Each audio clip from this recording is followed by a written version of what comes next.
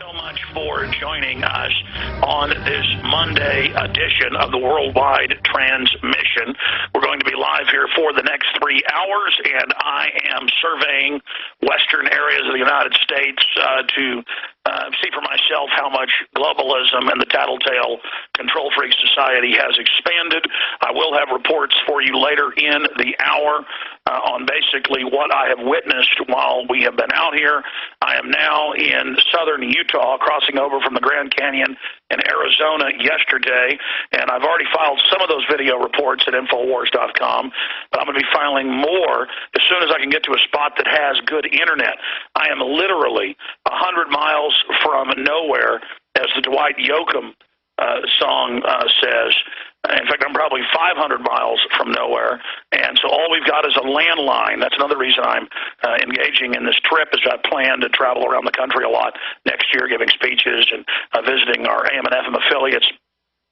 And just unfortunately, we even tried to go up on a mountaintop of the RV, and it just would not connect, so we're here via landline. We have quite a broadcast lined up for you today, to say the very least. And we're going to be breaking all that down here in just a moment, and just the unbelievable quickening of what's happening. We have Gerald Celente joining us with an update on what's happening with MF Global basically grabbing somewhere between $700 and $1 billion of their clients' money, and first saying J.P. Morgan had it, now saying they don't know where it is. And I guess the federal government, because most of the regulators, including the head of the CFTC, were invested with Mr. Corzine. Of course, they all got the warning to get out early, like the Koch brothers. So this is a new level of where they just take the money out of your segregated personal account. I've done some research. Those are supposedly guaranteed as well through another system. But now they're saying, no, this is the new way things work. We're taking your money. So Gerald Celente is going to be joining us. Jesse Ventura, you got to get him while he's hot, because he's about to go back to Mexico, at least for a few months. He's going to be joining us. We'll talk more about, will he run for president? I've now talked to Libertarian Party people. They certainly would like to entertain that. We also have Max Kaiser joining us about the importance of the MF Global fiasco, and InfoWars nightly news co-host Aaron Dykes will also be in Austin, Texas, riding shotgun with us as backup in case I have any technical difficulties. He'll also be adding quite a bit of his expert analysis and historical commentary to backstop what we're covering here. We're going to go to break in a moment, and I'll come back and run through the unbelievable developments. But here's just some of them. New York Times tries to blame political film for White House shooting. Guess what political film? That's right, the Obama deception. Continuing, Egypt's brutal military junta is supported by Obama administration. Remember CIA Anderson Cooper? Oh, it's so gracious, the democracy in Egypt, as they kicked out the old dictator who wasn't brutal enough, and now just machine gun people en masse and beat their heads in. And the Egyptian military is saying, look at the police in America. They shoot and kill people. So now America is an example of evil, not an example of good. Continuing, if there's a run on the banks, Know Who to Blame by Paul Joseph Watson. I asked Paul to write that article last night because I discovered Forbes did a big article on us a few days ago with the headline, Talk show host Alex Jones and guest call for run on banks. What we said is the globalists are going to pick people off one by one and steal your bank accounts outright, also put all these crazy fines and fees on it. And so what MF Global and others are doing is going to destroy confidence. That's already happening with people getting their money out of the big mega banks. We'll be right back after the break. It is an incredibly jam-packed transmission. I'm Alex Jones, PrisonPlanet.tv. But of course, the news is loaded, and chief among them is this so-called assassination plot where the accused assassin has been linked to none other than Alex Jones's Obama deception.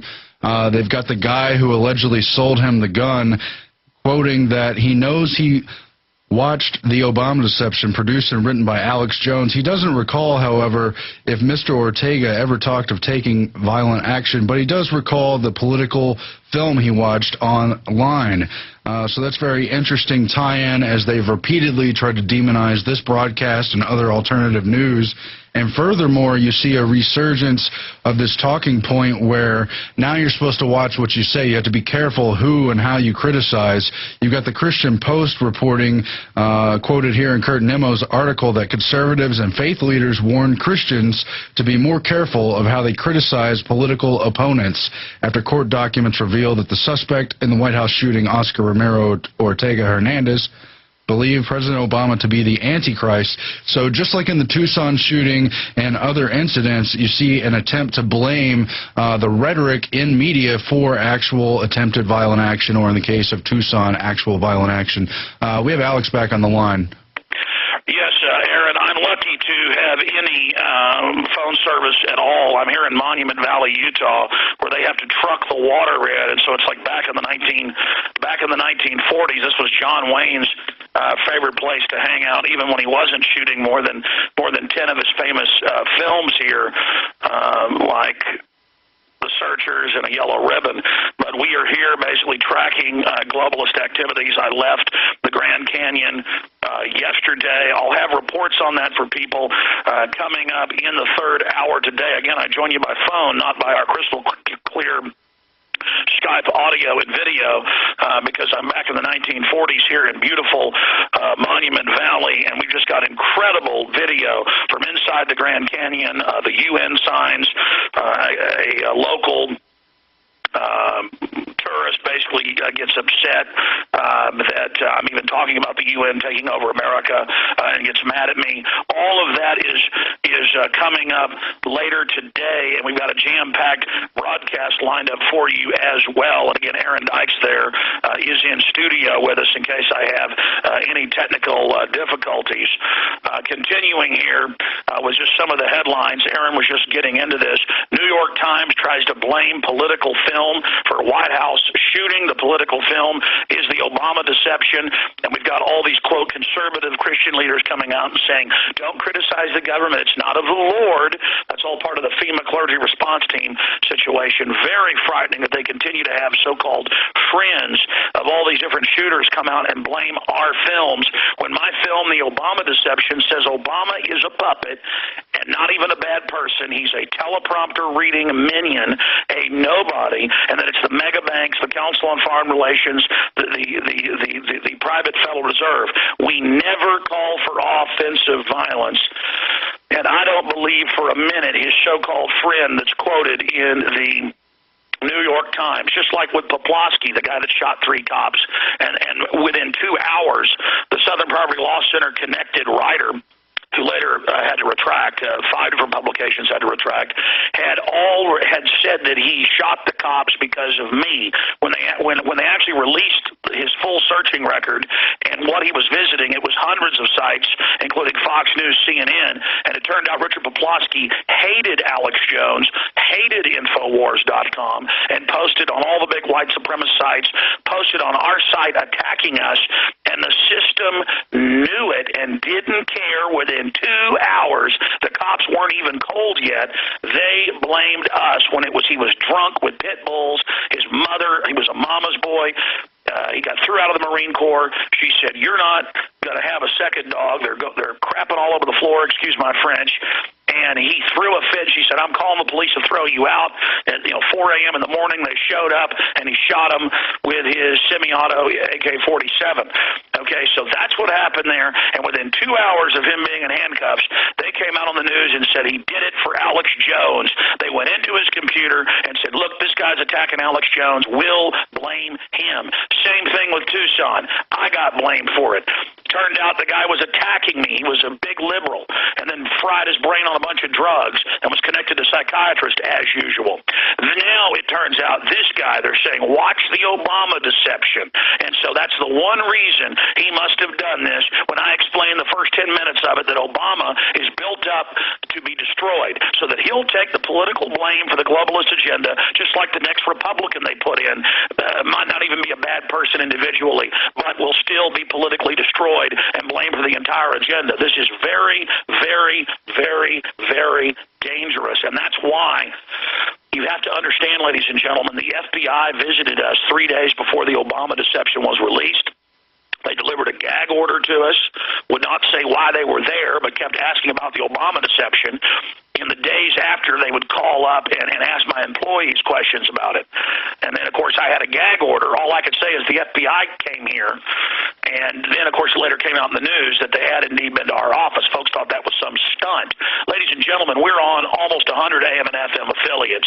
We're on XM, global shortwave. We have 3 million listeners a day. We don't need to pull stunts, okay? We have the New York Times and all these other giant publications attacking us all over the place right now, trying to set us up for violence so that when they SWAT team us or kill us or do whatever they're going to do to me, that they can basically rationalize the whole thing. They're trying to paint us as violent so they can have the pretext to come after us. They've got the Internet kill switch bill they're pushing. They've got all this other legislation coming out. They've got this legislation where under copyright there's no due process. They can shut down any website. It's on. Why is Infowars.com being attacked? Why is the Obama deception being attacked? Why is Alex Jones being attacked? Because we hit the bullseye. We're over the target, dropping heavy poundage, pounding the enemy, blowing them to kingdom come in the info war. We know the pen is mightier than the sword. We know the film is 1,000,000,000,000 times mightier than the sword. We understand that speech and ideas are bulletproof and cannot be defeated, and we're not backing down. We're going head on into this black hole of the New World Order. We're going in, through, and beyond, and nothing is going to stop us at the end of the day. It doesn't matter what happens to Alex Jones. It doesn't matter what happens to Infowars.com. That's the reason we're so attacked by the COINTELPRO and the disinfo ops. From below we're attacked, from above we're attacked, by establishment media, you name it. We are under total bombardment because we are on target. We are over the enemy targets, just like the old World War II saying, how do you know when you're over the target? It's because you see the black smoke trying to block everything out. You get into that fog of war, and here comes the strafing. Here comes the anti-aircraft chaff. Here comes the exploding shells, putting all the metal into the air to fly through your engines and blow you out. We are under globalist attack big time because we are actually having a giant effect. We had Forbes magazine just 2 days ago come out and say, talk show host Alex Jones and guest call for run on banks. What we said is it's going to cause a run on banks as these global mega banks and brokerage firms start stealing people's sequestered accounts. But that's how they're trying to spin it. New York Times, Forbes, just the attacks continue. MSNBC, Nightline, just pounding and attacking savagely because they don't know how to deal with us. They'd love to kill me in a New York minute, but they know it'll turn us into a martyr. They know that I've studied history. They know that I'm committed and don't care, and they understand that, and they don't know how to deal with it, so they're trying to assassinate our character. So I hope you all realize what we're facing here. I want to give you some of the news and throw it to Aaron. New York Times tries to blame political film for White House shooting. Egypt's brutal military junta is supported by Obama administration. Big Six pesticide manufacturers to face human rights tribunal. If there is a run on the banks, know who to blame. Graphic video of brutal crackdown on Tahrir Square protesters in Cairo, praised by our loving government. Egyptian military justifies murder of protesters by pointing to American police. Curling up in a ball to avoid police violence may be considered active resistance. There's videos coming out of people curled up in balls being billy clubbed and rubber bulleted and pepper sprayed, and the police are saying, this is the new freedom. You are resisting us when you curl up in a ball. You must stick your chin out and say, please break my jaw. Again, this is just the total wickedness that's coming into America as the banks prepare to suck everything absolutely dry. Joining us today in about 40 minutes, Jesse Ventura with breaking news and information. Coming up in about 12 minutes, we got Gerald Celente on the latest on MF Global saying we're not going to tell you where the $700 to $1 million in customer money went. That's all coming up. And Max Kaiser on MF Global and how big this is and the fact that the media admits that's what's hammering markets right now. It is Monday, November 21st, 2011. This is the Info War, and I am wound up.